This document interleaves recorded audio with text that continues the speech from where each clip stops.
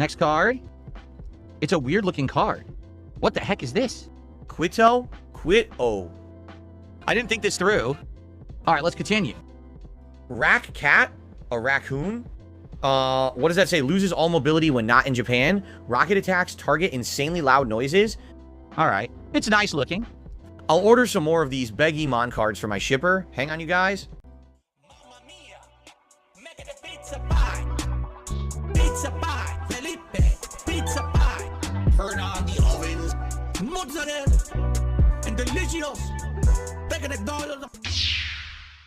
Right? I was one of the more prominent YouTube gamers at one point. It's been a very long time since I have been. Okay, right now I'm pretty much just a small niche guy.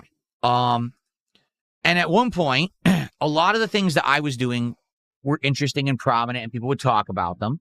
Thank you, Soul at 2 a.m. Appreciate that.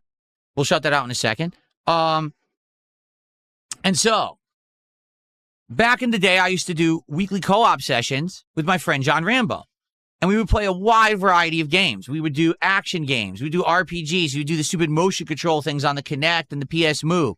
We would do retro games. We would do modern games. We did everything. And we did this for like 2-3 years straight. Every weekend, we do a co-op segment on Saturday. And usually it was prominent and popular, and it would do numbers, and we'd make a lot of money doing it. And then all of a sudden, after we were doing this for like a year and a half, you start hearing, oh, did you hear this other group of YouTubers are doing a co-op show? Did you hear this other group of YouTubers are doing a weekly co-op show? A co-op show? Like, wait, what? Now, I'm not saying that I invented the co-op show by any means. I'm just saying I was focused on doing my own content. I only cared about that. I didn't really care what everyone else out there was doing. But then I would start hearing about, oh, someone else is also doing what you're doing. Someone else is doing what you're doing. Well, no shit. No kidding. I was an innovator back then, quite frankly.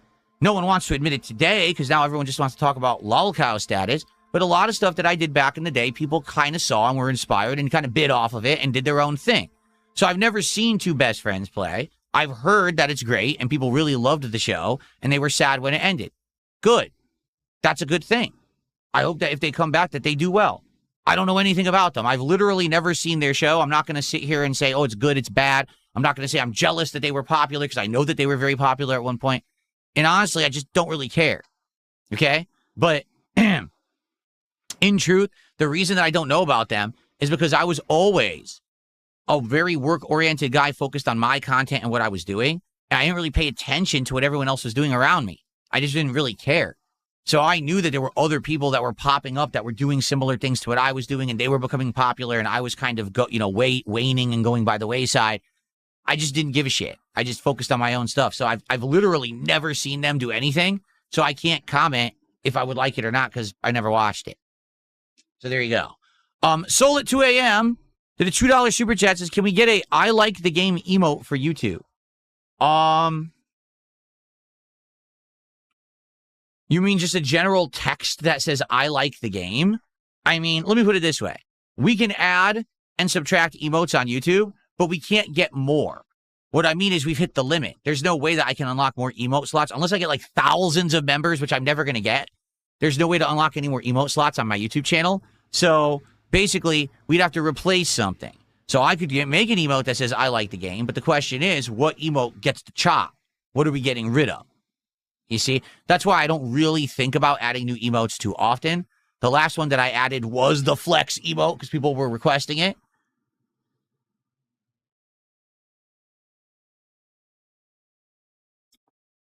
Okay, what's up, Sloppy Steaks? How are you? How's it going? Dante's Inferno says, do you believe imitation is flattery?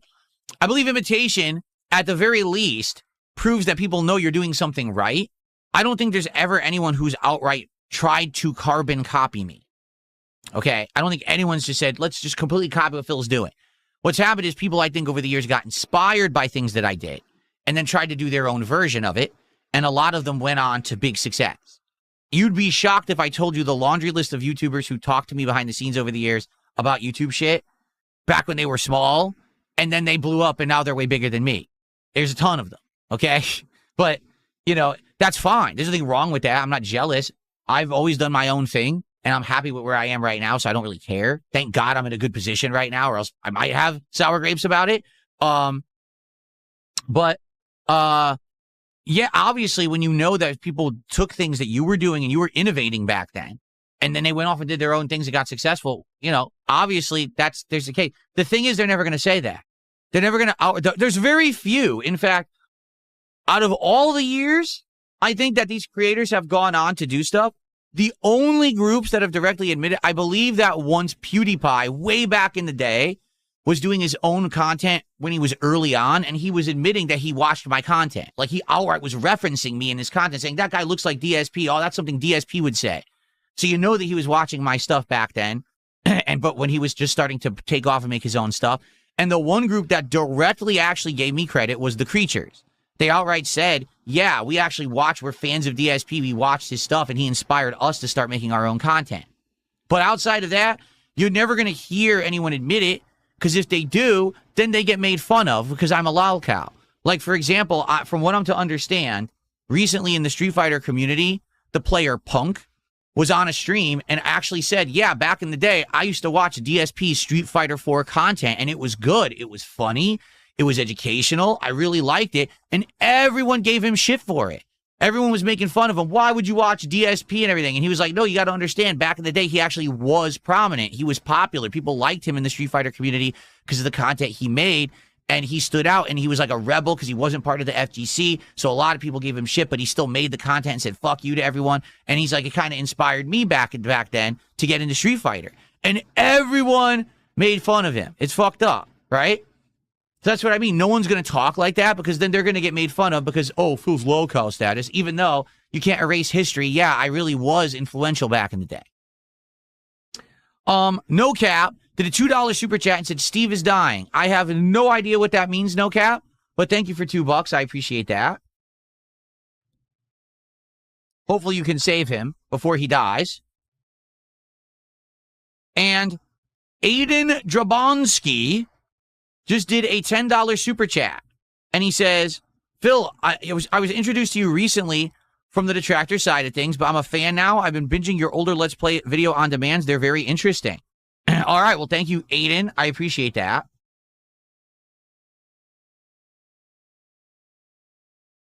And I'm glad to hear that you came over to check out the content and you're enjoying it. In particular, you have 18 years to catch up on. There's 2.5 years on the Dark Side Phil channel, and there's something now like 15 years of content on this DSP gaming channel for you to binge on. I mean, there's an insane amount of content that I put out over the years that I'm not stopping. So enjoy what I will. You know what? This is a good time. Innovator, because I was the person who made impromptu commentary Let's Plays popular on YouTube. Period. There were people who were doing Let's Plays and playthroughs before me. They did not become notably popular until I did them. Everyone on YouTube was a guru. What I mean by that is they were a specialist. They only played Call of Duty. They only played Minecraft. They only did this one style of game. I was the guy who was a jack of all trades, master of none, played an insane variety of games, did impromptu commentary over all of them, and everyone liked everything I did. I made playthroughs popular on YouTube, and then everyone did them. Period. There's no actual anything else to say about it. Okay? Seriously, there's just nothing. You can't contest it. The history is there. You can go back and find out for yourself. It's all there. I never deleted any videos. It's all still there. You can see I was the one getting popularity doing it, and then everyone else bit off of me and said, we want to do it too, and did it in their own special way, and that's fine. That's how it works. Everyone sees an idea, and then they run with it and do their own thing, and some people become way bigger than you. That's what happens, okay? So there you go. You absolutely said multiple times in the past, you pioneered off-the-cuff commentary. I don't know what I said in the past. I don't care. It's 2026. Here's what I'm saying. I did not invent Let's Plays. I did not invent playthroughs. But I innovated them to the point where they became very popular for a variety of games and the commentary style that I did. I'm the one who made them blow up. I became prominent for them, and everyone copied me afterward.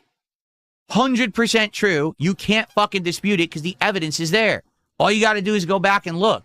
At the time that I started, everyone was doing one type of game. Just Call of Duty, just an RPG, just Minecraft, just this. And they were actually doing commentary that was either guru style, like they're trying to teach you how to play the game, or it was like just off the cuff commentary that had nothing to do with the game, commenting on topics that had nothing to do with what was going on the screen.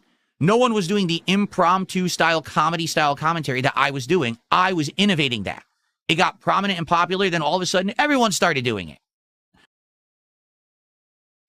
That's what I'm saying in 2026. So don't put words in my mouth. Don't tell me what I used to say. I don't give a shit. This is what I'm saying now. That's what's pertinent.